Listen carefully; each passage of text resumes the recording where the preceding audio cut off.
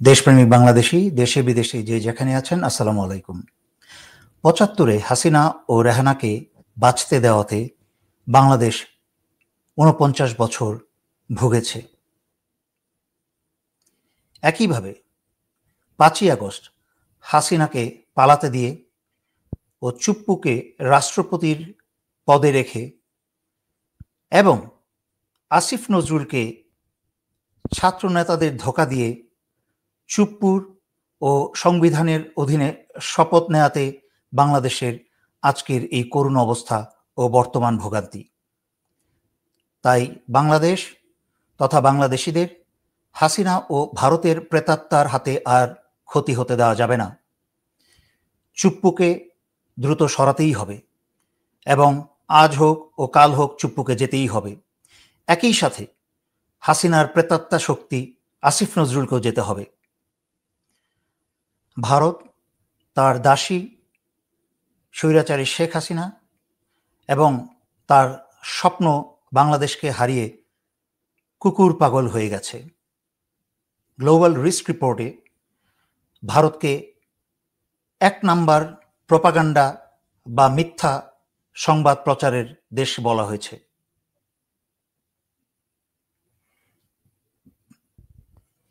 University of মিশিগানেও Bharat সম্পর্কে তা বলা হয়েছে পৃথিবীর অন্যতম মিথ্যা সংবাদ প্রচারকারী দেশ হিসেবে।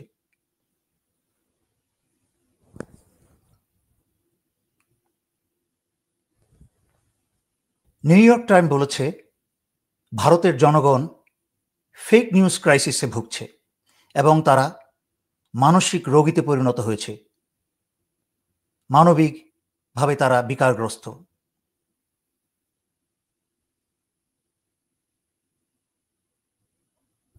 এমনকি ভারতের পত্রিকা বিজনেস ইনসাইডার পর্যন্ত বলেছে ভারত পৃথিবীতে সবচেয়ে বেশি মিথ্যা প্রচারকারী দেশ, মিথ্যা সংবাদ প্রচারকারী দেশ। ভারত যেমন গোমূত্র এবং গোবর খাওয়া এবং খোলা স্থানে বাথরুম করার পৃথিবীতে রেকর্ড স্থান দখল করেছে, এহেন অসভ্য কাজে পৃথিবীর অন্য কোনো সভ্য জাতি বা সভ্য দেশের এই রেকর্ড ভঙ্গ করার কোনো ইচ্ছা তাদের নেই। একইভাবে ভারত মিথ্যা প্রোপাগান্ডা বা মিথ্যা সংবাদ প্রচারে হিটলারকে এবং ইসরায়েলকে অতিক্রম করে গেছে।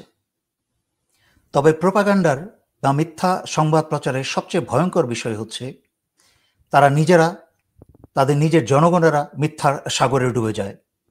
এমন একটা সময় আসে যে জনগণ কোনটা সত্য কোনটা মিথ্যা দ্বিধাদ্বন্দ্বে ভোগে, তারা নিজেরাই বুঝতে পারে না এবং তা নিজেদের মাঝখানেই একটা বিশাল ক্ষতি ডেকে আনে এবং সমাজে ভাঙন সৃষ্টি হয়।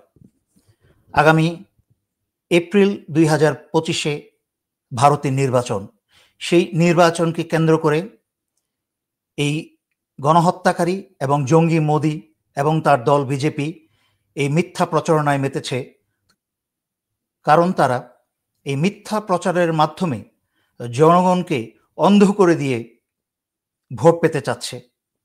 কারণ মূর্খ অসভ্য বেশিরভাগ জনগণ, উগ্র হিন্দুরা মনে করছে যে এই মিথ্যা প্রচার সংবাদে বাংলাদেশকে হেয় প্রতিপন্ন করার যে অপচেষ্টা, তার মাধ্যমে মোদি কোনো ভালো বা উত্তম কাজ করছে, কিন্তু তারা বুঝতে পারছে না এই মোদি ভারতকে টুকরা টুকরা করতে যাচ্ছে।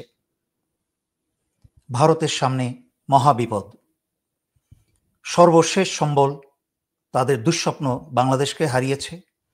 এর মাঝখানে তারা প্রোপাগান্ডা করছিল যে ট্রাম্প আসলে বোধহয় ভারতের ভাগ্য খুলে যাবে এবং ট্রাম্প ভারতকে সাহায্য করবে বাংলাদেশকে আবার ফিরে পেতে। ট্রাম্প আসুক বা না আসুক তাতে বাংলাদেশিদের কোনো মাথা ব্যথা নেই। এই দেশ বাংলাদেশিদের রক্তের বিনিময়ে স্বাধীন করা এই দেশ দ্বিতীয়বারের মতো। সুতরাং বাংলাদেশি জানে কি করে নিজের স্বাধীনতা ধরে রাখতে হয়, দেশের স্বাধীনতা এবং সার্বভৌমত্ব অক্ষুণ্ণ রাখতে হয়। তার ট্রাম্প থাকুক আর না থাকুক কিছু আসে যায় না। তবে একটি কথা বলে রাখি, ভারতীয় উগ্রবাদী হিন্দুরা যারা লাফাচ্ছে ট্রাম্প আসলে তাদের ভাগ্য খুলে যাবে, কিন্তু আমি বলছি ট্রাম্প আসলে তাদের ধুতি খুলে যাবে। কারণ ট্রাম্প প্রথমবার যেই ভুলগুলো করেছে সেই ভুলগুলি দ্বিতীয় শাসনামলে সে করবে না। এবং ইতিমধ্যে ট্রাম্পের ঘনিষ্ঠ বন্ধু ইলন মাস্ক টুইটার বা এক্স গ্রহণ করার পর থেকেই সমস্ত সিইও থেকে আরম্ভ করে সমস্ত ভারতীয়দের লাথি দিয়ে বের করে দিয়েছে। এবং ট্রাম্প ক্ষমতা নেওয়ার পরে সবচেয়ে বড় দুঃসংবাদ হচ্ছে ভারতীয়দের জন্য, ট্রাম্প যুক্তরাষ্ট্র থেকে বহু ভারতীয়দেরকে বের করে দেবে। তাতে ভারতের যে বৈদেশিক মুদ্রা অর্জন, সেই বৈদেশিক মুদ্রা অর্জনের একটা বিরাট রাস্তা বন্ধ হয়ে যাবে। একই সাথে আপনারা নিশ্চয়ই অনেকে দেখেছেন যে আদানি যুক্তরাষ্ট্রে $253 মিলিয়ন ঘুষ দিয়ে যে কেলেঙ্কারি সৃষ্টি করেছে তাতে ধরা খেয়েছে এবং তার বিরুদ্ধে গ্রেফতারি পরোয়ানাও হয়তোবা জারি হয়েছে। আর আদানি মানেই হচ্ছে মোদি, কারণ আদানির ব্যবসায় 80% ইনভেস্টমেন্ট হচ্ছে মোদির। সুতরাং এই মোদি এবং আদানি এখন যুক্তরাষ্ট্রের উন্মুক্ত শত্রুতে পরিণত হয়েছে। ইতিমধ্যে আপনারা জেনেছেন শুধু যুক্তরাষ্ট্র নয়, কানাডা, যুক্তরাজ্য এবং ইউরোপিয়ান ইউনিয়ন সবাই ভারতকে আর বিশ্বাস করছে না। তারা ভারতকে শত্রুর চোখে দেখছে, কারণ তারা দুঃসাহস দেখিয়েছে কানাডা যুক্তরাষ্ট্রে গিয়ে যুক্তরাষ্ট্র এবং কানাডার নাগরিককে হত্যা করতে। সাউথ ইস্ট এশিয়াতে ভারত এখন একা এবং নিঃসঙ্গ। বর্তমানে ভারতের সাথে বাংলাদেশের যেই অবস্থা চলছে তাতে বাংলাদেশ দ্রুত ধনীর দেশ হতে শুরু করবে আর ভারত দ্রুত ফকির হতে চলবে। ভারত সব হারাবে, ভারত হবে নিঃস্ব এবং ভারত হবে খণ্ড খণ্ড, কারণ বাংলাদেশের মানুষ আর ভারত যেতে চায় না। বাংলাদেশে ভারতের আমদানি অনেকাংশে বন্ধ হয়েছে, তাতে বাংলাদেশিরা নিজস্ব উৎপাদনে মনোযোগ দিবে এবং বাংলাদেশের অর্থ ভারতে যাবে না, তাতে বাংলাদেশের উন্নয়নের বহু রাস্তা খুলবে। তাই আমরা চাই ভারত আমাদের চির শত্রু থাকুক। যতদিন পর্যন্ত আমাদের সামনে ভারত মাথা নিচু করে ভদ্রভাবে কথা না বলবে, ততদিন ভারতের সাথে আমাদের কোনো আলোচনা নয়। 1971 সালে স্বাধীনতা যুদ্ধের সময় ভারত মাত্র 13 দিনের জন্য বাংলাদেশে এসেছিল, তথাকথিতভাবে লোক দেখানোর জন্য বাংলাদেশিদের পাশে দাঁড়াতে। যখন ভারত দেখেছিল বাংলাদেশিরা নিজেরাই স্বাধীন হয়ে যাবে কোনো সাহায্য ছাড়া, তখন ভারত মনে করেছিল এই বাংলাদেশ যদি নিজেরাই একা স্বাধীন হয়ে যায় তবে বাংলাদেশের উপর ভারতের কোনো নিয়ন্ত্রণ থাকবে না।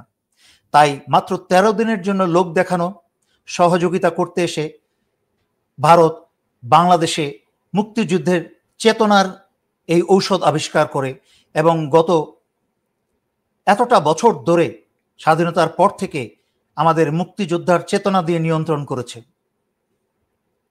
তাই বর্তমান উপদেষ্টা সরকারকে, জনতার সরকারকে আমি অনুরোধ করব, সরকারিভাবে ভারতের 13 দিনের সাহায্যকে প্রত্যাখ্যান করা হোক অফিসিয়ালি, এবং বাংলাদেশ এবং বাংলাদেশিদের এই নাটকীয় ষড়যন্ত্রমূলক মুক্তিযুদ্ধের 13 দিনের চেতনা থেকে দায় মুক্ত করা হোক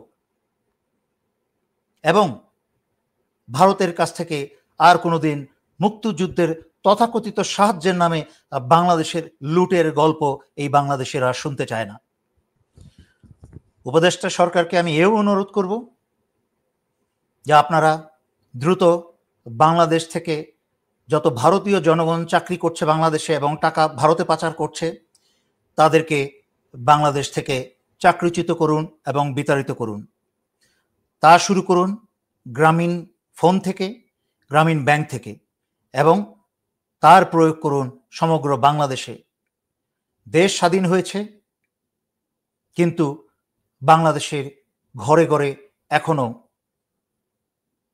যুবক যুবতীরা বেকার, তাদের নেই কোনো আয় রোজগার এবং উচ্চ বাজার ক্রয়মূল্যে জনগণের নাভিশ্বাস উঠেছে।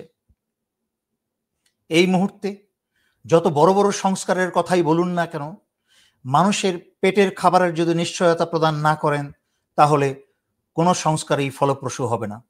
উপদেষ্টা সরকারকে অনুরোধ করব, আপনার নিজের ঘরের ভিতরেও উপদেষ্টার মাঝখানেও সংস্কার শুরু করুন। আসিফ নজরুল ষড়যন্ত্রের মাধ্যমে ভারতী এবং আওয়ামী প্রেতাত্মার শক্তিতে সে এই বিপ্লবকে ছিনিয়ে নিয়ে নিজে উপদেষ্টা হয়ে বসেছে এবং ছাত্রদেরকে, শহীদ ছাত্র ছাত্রী জনতাকে এবং বাংলাদেশিদের ক্রমাগত ধোঁকা দিয়ে যাচ্ছে। এই ডিজিটাল নিরাপত্তা আইনে এখনো হাজার হাজার মানুষ স্বৈরাচারী হাসিনার অবিচারে জেলবন্দি এবং হাজার হাজার মানুষের উপরে এখনো ডিজিটাল নিরাপত্তা আইনে মামলা। কিন্তু আসিফ নজরুল স্বৈরাচারী হাসিনার বুদ্ধিতে এই ডিজিটাল নিরাপত্তা আইন তুলছে না বা বাতিল করছে না। জনগণ চায় আসিফ নজরুলকে আইন উপদেষ্টাকে বহিষ্কার করা হোক, এই উপদেষ্টা সরকার থেকে তাকে বহিষ্কার করা হোক। আর নয়তো এই উপদেষ্টা সরকার যদি কলঙ্ক মুক্ত না হয় তাহলে সংস্কার শুরু করতে পারবে না এবং এই জাতিকেও কলঙ্ক মুক্ত করতে পারবে না।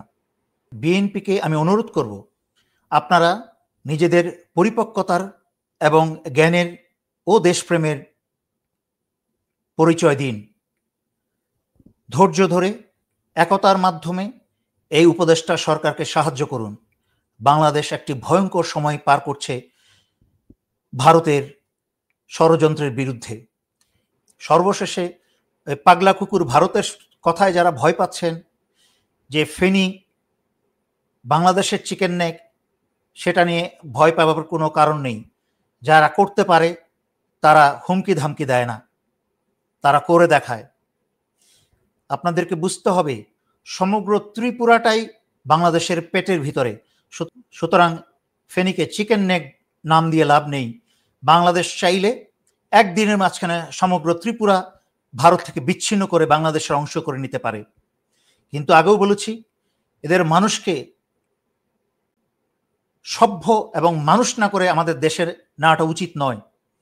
আর ত্রিপুরাকে যদি আমরা পেটের ভিতরে খেয়ে ফেলি তাহলে আমাদেরকে মণিপুর এবং মিজোরাম সাহায্য করবে, কারণ তারাও স্বাধীনতা পেয়ে যাবে।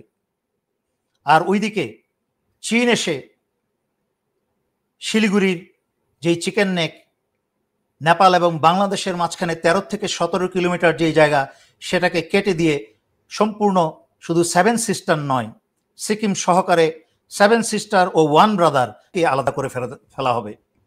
তাই আপনারা সজাগ থাকুন। আমাকে অনেক দেশপ্রেমিক বাংলাদেশি প্রশ্ন করেছে যে আমরা কি করব, আমাদের কি করার আছে এখন। সমগ্র বাংলাদেশিদের প্রতি আমার অনুরোধ, আপনারা সমগ্র বাংলাদেশিরা মিলে একটা গোয়েন্দা নেটওয়ার্ক তৈরি করে ফেলুন। হাসিনা যেহেতু 16 বছরে, ভারত এবং হাসিনা মিলে যেহেতু 16 বছরে বাংলাদেশের বড় বড় গোয়েন্দা প্রতিষ্ঠানগুলোকে ধ্বংস করে ফেলেছে, শুধু ডিজিএনএসআই এবং ডিজিএফআই পরিবর্তন করে কোনো লাভ নেই। কারণ তার ভিতরে একদম কেরানি পর্যন্ত যত কর্মচারী আছে তারা পর্যন্ত ভারত এবং হাসিনা নিয়োগ দেওয়া। তাদেরকে যতদিন পর্যন্ত সমূলে উৎপাদন না করা যাবে, বাংলাদেশের গোয়েন্দা পরিদপ্তরগুলো কখনোই সক্রিয় হবে না এবং দেশের পক্ষে কাজ করতে পারবে না চাইলেও। তাই বাংলাদেশের জনগণকে সচেতন হয়ে হাতে হাত বেঁধে সমগ্র বাংলাদেশের সীমানায় আপনারা অতন্দ্র প্রহরী হয়ে গোয়েন্দা নেটওয়ার্ক গড়ে তুলুন। যখনই পালাক্রমে আপনারা দায়িত্ব পালন করবেন, তখন কোনো সংবাদ পেলে কাছাকাছি বিজিবি ক্যাম্পে তা পৌঁছে দিন। এভাবে প্রয়োজনে ঢাকার ডিজিএফআই সদরে পৌঁছে দিন, প্রয়োজনে আমার কাছে পৌঁছে দিন, প্রয়োজনে সাংবাদিক ইলিয়াসের কাছে পৌঁছে দিন, যেন তা আমরা জাতিকে সচেতন করতে পারি। সুতরাং কেউ ভাববেন না যে আপনাদের দায়িত্ব নেই, শুধু বসে বসে লাইভ শুনবেন আর উপদেষ্টা সরকার কি করছে তা দেখবেন তাকিয়ে দেখিয়ে, সেই দিন শেষ। আমাদেরকে সবাইকে এখন থেকে এই 24শে জুলাই আগস্টের বিপ্লবের পর থেকে সচেতন থাকতে হবে, দায়িত্ববান থাকতে হবে। বাংলাদেশের প্রত্যেকটা নাগরিক যখন সচেতন ও দায়িত্ববান হবেন, বাংলাদেশের স্বাধীনতা এবং সার্বভৌমত্বে আঘাত করার কারোর বাবার ক্ষমতা থাকবে না। এই বলে আমি আজকের জন্য এখানেই শেষ করছি। ধন্যবাদ। আসসালামু আলাইকুম।